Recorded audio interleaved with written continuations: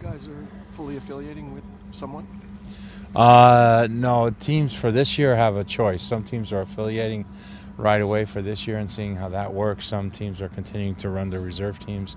So you can run basically your reserve team. You can affiliate with the team, or you can run a reserve team in the USL League. So we're still thinking that part through, and it's going to be Adrian's call at the end of the day as to what's best for the club.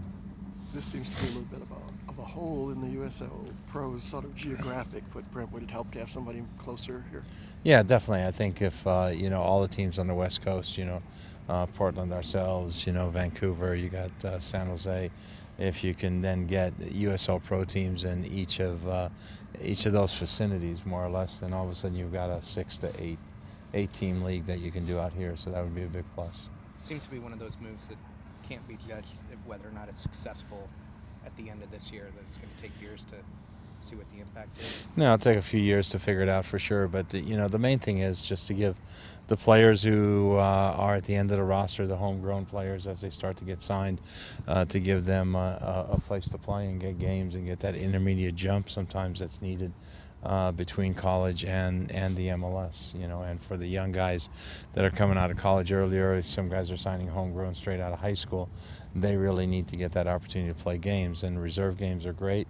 And some are very competitive, but if you're actually playing in a Division II league type of thing, and it's the same thing now, you got a competitive game, something is at stake on the outcome. I think that's a better way to produce players. I don't know if you necessarily want to name a name, but I mean, can you think of somebody who this would have been really useful for earlier in their career?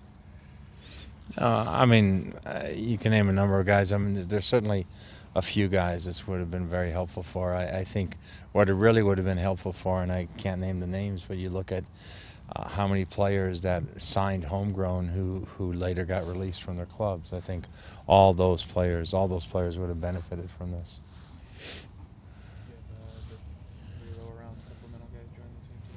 We had Jennings Rex was here, Shanti Fairclaw was here, and my mind's going. And Olali was here.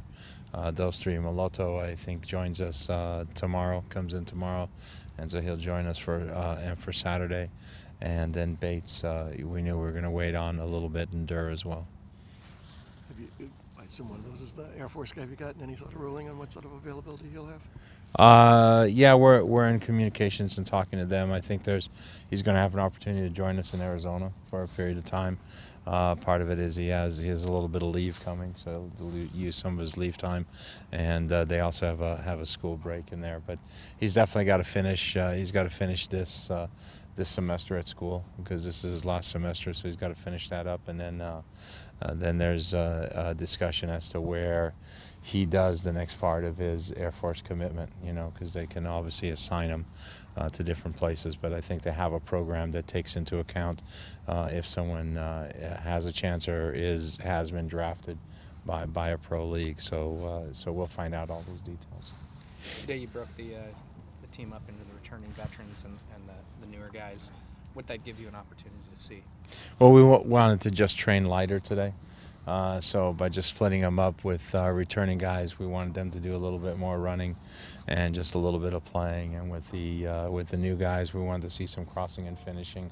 I wanted to see a little bit more possession, didn't just want to make them run. So it allowed us to see both things, allowed us to accomplish with the returning guys what we wanted, to get a little bit of fitness work in today as well, and allowed us to see some finishing and some possession work from the others.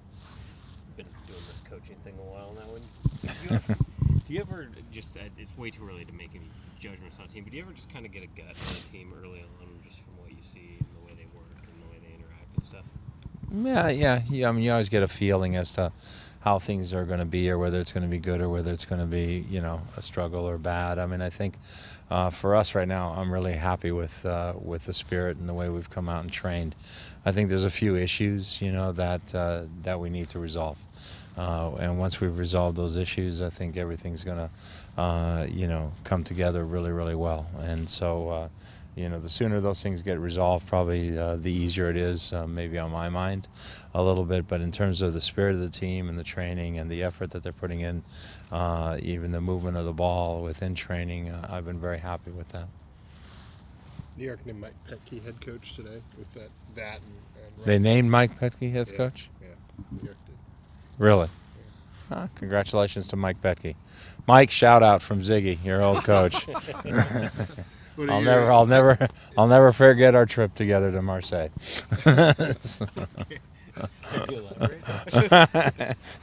He'll have to answer that one himself. With No, it's Ryan great. Nelson and Ben Olsen a couple years ago, there's a lot of kind of younger coaches. Do you see that kind of being a trend in this league? Well, it's obviously you got to throw in Dominic Kinnear, and you got Jason Kreis and all those guys. Frank Yallop, he was involved in the league. I mean, that's just a normal process. I mean, if you look at the NFL as well, you got a lot of coaches that were former players. You look at the NBA, you got a lot of coaches that are former players, and there's always going to be some coaches that worked their way through that weren't top line professional players, but became good coaches for one reason or another. And then there's going to be the players who show an inkling towards coaching and have find joy in it and have the ability, and so it's great for Mike. I mean, he's been the assistant there for a while. It'll add that New York accent to the interviews, which is great.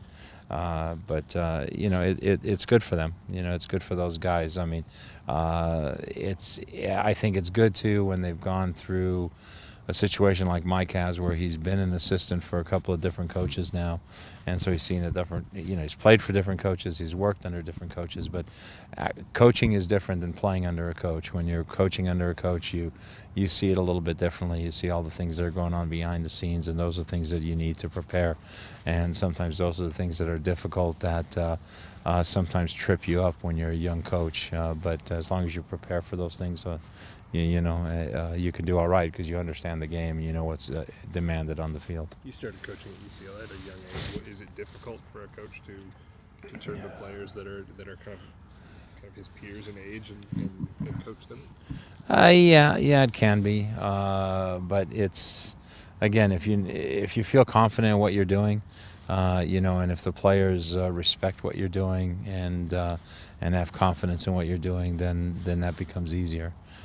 Usually a lot of guys, when you look at guys who have gone into it like Jason or Dominic or Mike now or Ryan Nelson, a lot of times when you look back over their history, they've been captains of the teams that they've played for and things like that, and that's something. So they've already, they've already had guys doing that. I remember an old friend of mine said to me, you always told us what to do anyway, so now you're just a coach.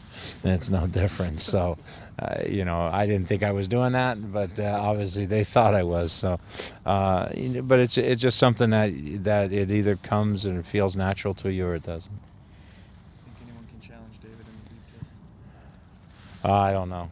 It won't be me. I will do that. Chris Henderson was talking about going out there and running it, so we'll see. Maybe he can do it. Andy Rose has been working up to it, and I think might want to issue him a challenge, but I don't know if he can.